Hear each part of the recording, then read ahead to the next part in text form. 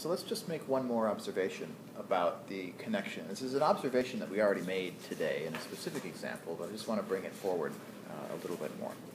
That let's suppose that we have a linear system of equations that we have now taken to writing as a matrix equation AX equals B.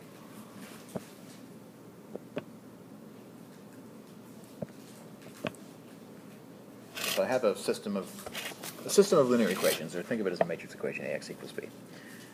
And let's suppose that this is consistent.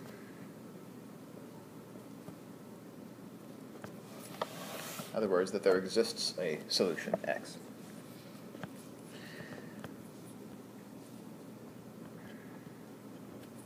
So here's what I'd like to know, is what can we say about the participation of B in a set of vectors that may or may not be linearly independent. And here's what set I would like to use. Let's take the set that has our vector B in it.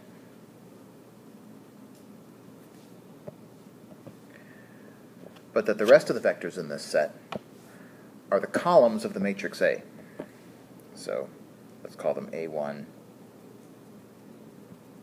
up to AN, where they're the columns of the matrix A, A1 dot dot dot AN.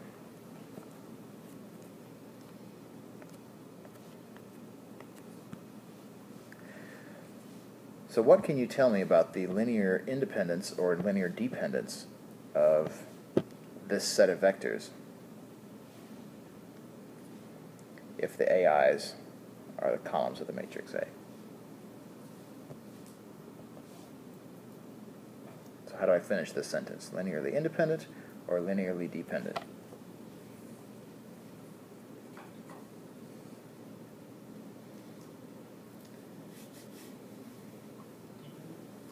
How come? Because there's an answer. But then we have to think about what that has to do with trivial versus non-trivial, right? Because whenever we're talking about linearly independent or linearly dependent, we have to justify that there's a non-trivial solution to something or another. So we're going to have to think about that in the case of this proof. So let's write a proof of this statement.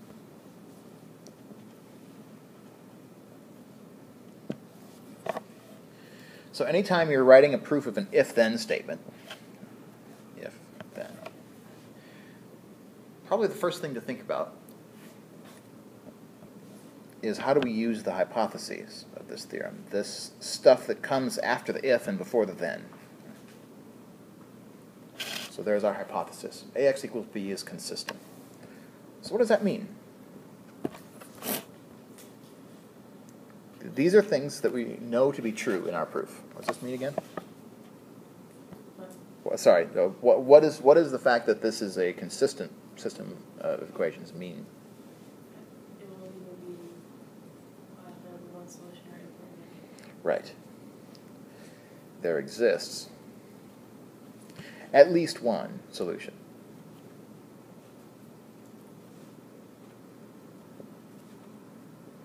And that solution is which letter in this equation here? X. So there exists at least one solution X, and I'm going to call my X, it's a vector, so let's give it components. X1 up through X. How many components do I have to give this solution vector? Based on the notation that we're using here? N. How come?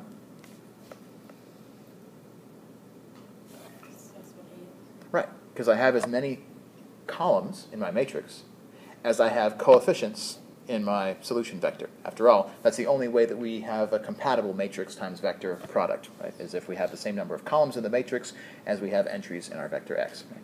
So there exists at least one solution X, which we're going to call X1 up through Xn. And since we know that, so let's write this out. Based on our hypothesis, since there exists a solution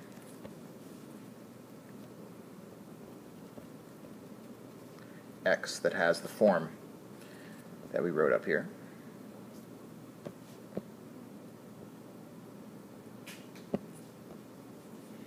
That means that we know that A times that vector x is equal to B. Now, how does that tell us anything about linear dependence, is what we're trying to prove here.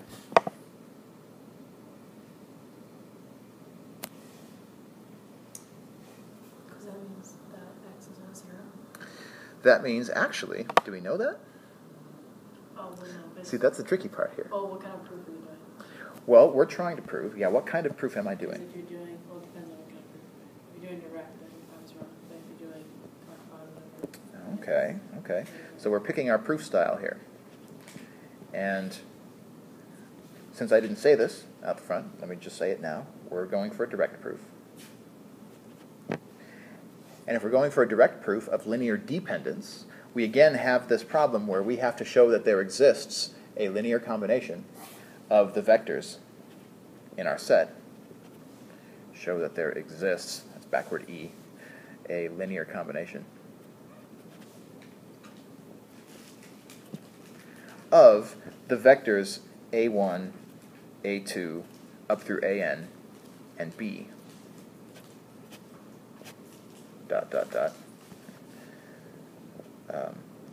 that is non-trivial and which equals 0.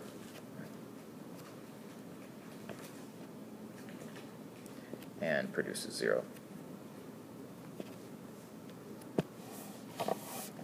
So that's our goal. We have to come up with a linear combination, a non-trivial linear combination of the columns of A and B, which give us the 0 vector. So where are we going to get that linear combination from? Right now we just have a matrix times a vector. What's the connection? What happens when you multiply a matrix by a vector?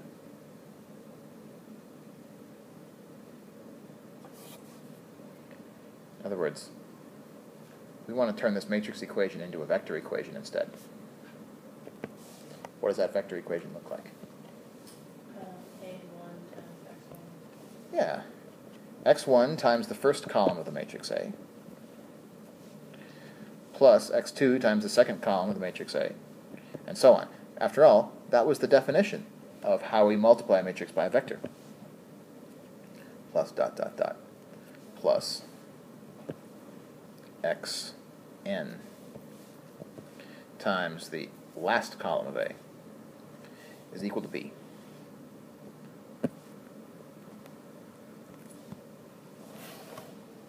Where these x1, x2 up through xn were the entries of the solution that we know exists by our hypothesis. Okay? But we're still not quite there yet, because what were we trying to get? We were trying to get a linear combination that was non-trivial and which equaled 0. And we don't know either of those things are true here yet, because the right-hand side of our linear combination is not the 0 vector. And we don't know that all of the x1, x2 up through xn might not be 0. We don't know those things yet. So what do we have to do to this equation to turn it into something more like what we're looking for?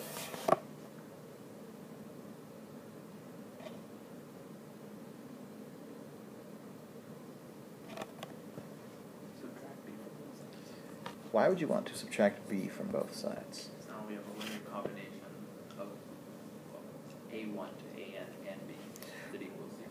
Right. So paying attention to the statement that we had on the left, we want a linear combination of not just the columns of A, but the columns of A together with B. After all, that's the set up here that we were trying to show was linearly dependent. So we need to engage all of those vectors, not just the columns of A, but also B itself. So let's get all of them onto the same side of our equation, just by subtracting B from both sides. And if I subtract B from both sides, what is my new right-hand side? 0. Yeah, which is the other thing we wanted, right? So looking at this last equation, how does this prove our statement? How can we look at this last thing here and say that this has proven that this set of vectors is linearly dependent.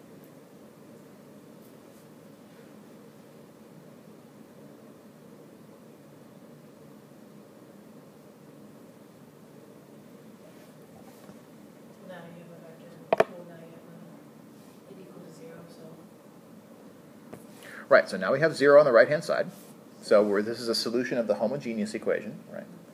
And what do we know about our linear combination? How do we know it's not all 0?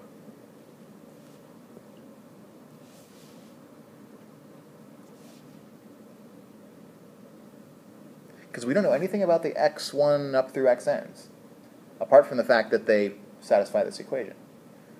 So we don't know anything about them. But what do we know for sure? Which coefficient are we certain of? The coefficient of b. And what is the coefficient of b? -1. Is -1 equal to 0? Rhetorical question of the day. Not in this class, it's not.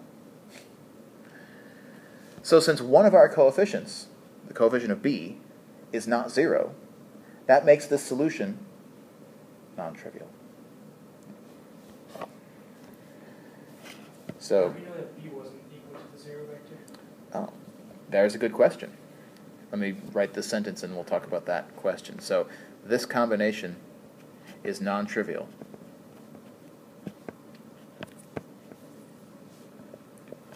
because that coefficient of b is -1. The interesting thing to note is that if b is a 0 vector, it reduces to what we've already proven. There we go. So if b was the 0 vector, this proof would actually still work. It's the Right. same. It just reduces, it's a special case. This is a kind of almost a generalization now of the proof that we did in observation number 2. That if b happens to be the 0 vector, then already we can say without doing any additional work that this is linearly dependent, because we proved that the 0 vector can never participate in a linearly independent set. But now this shows that the linear dependence of a set of vectors can actually follow. In other words, it is a sufficient condition to know that a matrix A made up of the first n of these vectors times vector x equals the last vector b is a consistent system of equations. So to paraphrase the flow of our proof here, what we've shown is that b is, therefore, a linear combination of the a's, which was the other way, remember, that we thought about what linear dependence means, is that if one of the vectors is a combination of the others, then we have a dependent set through an. And from the beginning, this is quite intuitive. I mean, of course, we can't just say by intuition we have a proof, but if we look at AX to be a linear combination of the column vectors of the matrix, well, what does that being equal to B mean? That means that B is a linear combination of the columns in